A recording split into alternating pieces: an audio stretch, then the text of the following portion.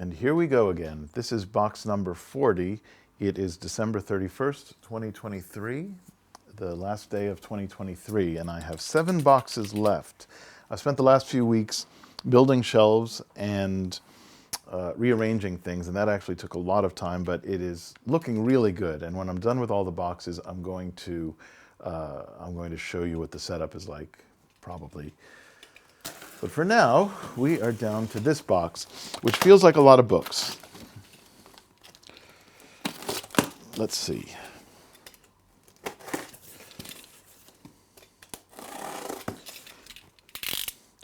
All right. Starting off, clearly it is books. And music. Play. Children's book. Music. Cartoons. So it seems like, at the moment, it seems like a lot of miscellany. Oh, but this is interesting. My father, besides, well, I don't know if it was my mother or father who collected all of those child rearing and sex books, but my father also collected these old grammar and English teaching books, rhetoric, grammar. Let's see, what is the date on this, just to get a sense. So this one looks quite old. This is 1887. Yeah, cool. I'll put those together as a collection. Looks like there's a lot of books in here that mean a lot to me. This is an absolutely brilliant photographic book of, and you can see exactly what it's about. It's basically the record of Alzheimer's in a family. And I think this was the 70s or 80s. And it is pretty devastating, honestly. The City Song of Rotterdam, which no Rotterdamer actually knows.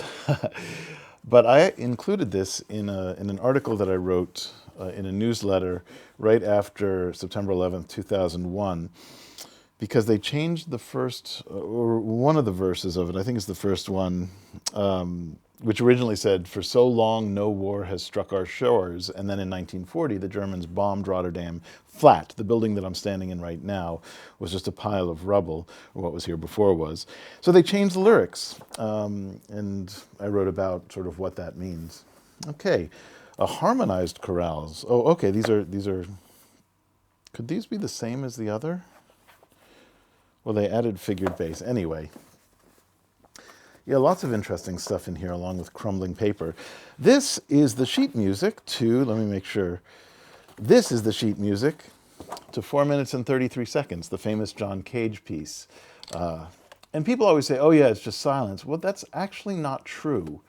If you look at what the sheet music actually is, it says tacit, that is, don't play, but it also says what you actually have to do. In other words, you have to, if I remember, well, actually, this one does not give the instruction. I think 0 minutes and 0 seconds, which was, believe it or not, a version of this, says that you have to actually do a disciplined action. So 4 minutes and 33 seconds is not quite so specific. Schoolwork. As a composition student, as you know, a lot of schoolwork. It looks like a lot of, yeah, lots of music. I don't think that I really have to go into this. This is schoolwork. It was a setting of a Bartok thing for multiple parts. I don't really have to go into all the music books. I mean, they're music books. And I don't think that there's anything here that I hand wrote.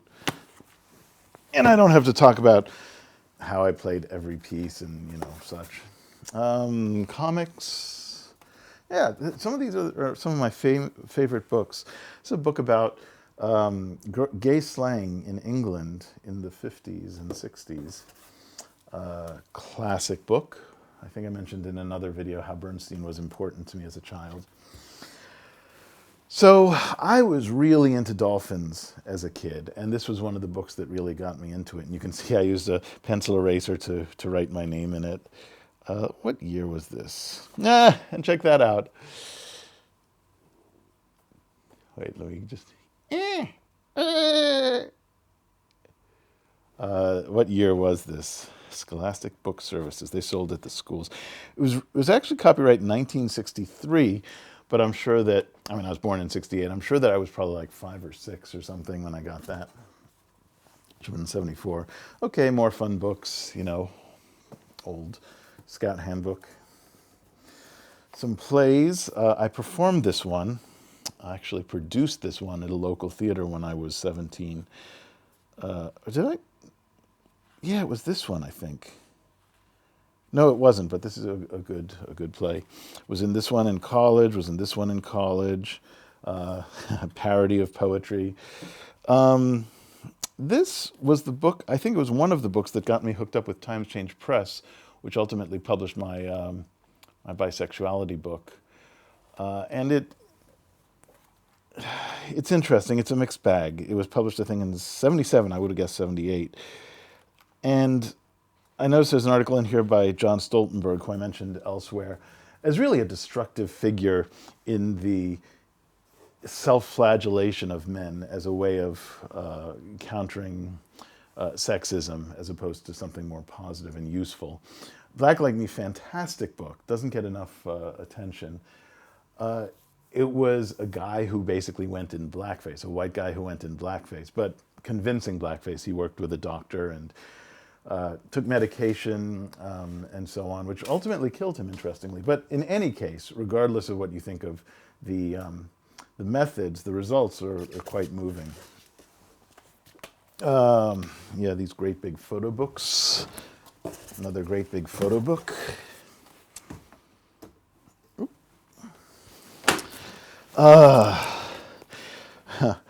This was 70s, I think, and it has excellent photos, drawings of pornography. And I wonder if YouTube is going to stop this from showing some pornography. I mean, pornographic-like things. There's definitely pictures of, oh yeah, there's pictures like that. Actually, the fold there prevents it from being pornographic, so let's see what happens there. And the publication date on this is, where is it? 1986, a little bit later. So that was actually, well, let me think about this. 1986, yeah, would have been when AIDS was starting to be known, which is interesting. Yeah, I never read that. I picked it up somewhere and this was entertaining. Oh, good. We're hitting some of my real estate books. I was a real estate broker in California. This was actually just handy. It was fun. But then I have like my property management book. This was one of the required ones for my broker license. Yeah, fun book. Absolute classic book of music. It's basically any sing-along in America will use this book, or many of them will, especially on the left because it has a sort of leftist bent. More dolphin stuff. I was 8 when we lived in England. Don't remember going there, but I assume we did. Don Novello, who played Father Guido Sarducci on Saturday Night Live, and he was kind of a prankster. And real estate economics. This is the book I taught from when I taught real estate economics at City College of San Francisco. So that's it. It's a lot of books, lots of personal memories, but, oh wait, more? What's this? Oh, lots of fun. These are telegrams, funny telegrams that were sent. And this was another Times Change Press book, and I think I can never remember which one it was that really got me involved with the publisher, but Voices from Within the Sexual Revolution. So Times Change Press was active in the early 70s. It was very much a post-hippie 70s kind of publisher. And then they kind of disappeared, and then Lamar Hoover bought them in the 80s, I think, after they were pretty much forgotten, bought their back catalog, republished a few things, and then published my book as part of that whole thing. So that's that. On to the next box.